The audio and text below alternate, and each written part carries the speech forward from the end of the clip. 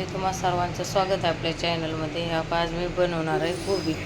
तर कोबी अशा टाईपचा आपण कट करून घ्यायचा आहे. कोबी मस्त कट करून घ्यायचा आणि ह्याच्यामध्ये डाळ भिजत टाकायची, मुगाची किंवा चण्याची. तर हे तर मी तेल ठेवलेलं आहे, तेलामध्ये जिरे मोहरी टाकलेली. तर ह्यामध्ये आता मी कोबी टाकून घेत आहे. तर बघू शकताय त्यामध्ये खाली बुडाला डाळ होती, ही डाळ मुगाची भिजत टाकलेली. तर डाळ मस्त भिजून झालेली. तर इथं मी आता कोबी धुवून टाकलेली. तर त्यामध्ये आपल्याला ही डाळ टाकून घ्यायची.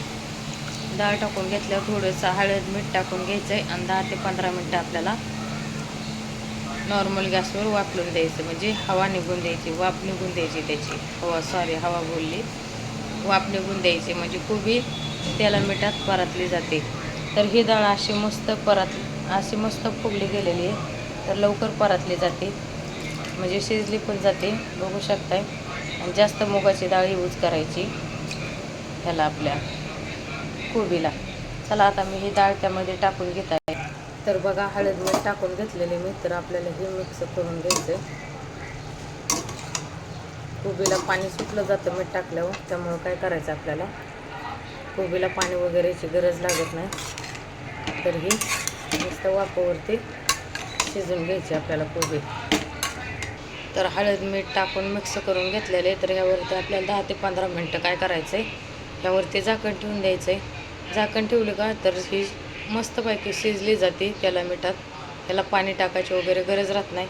आणि मी इथं घेतलेलं आहे घरगुती आपलं मिरचीचं तिखट, घरी बनवलेलं, लसूण मीठ जिरे घालून.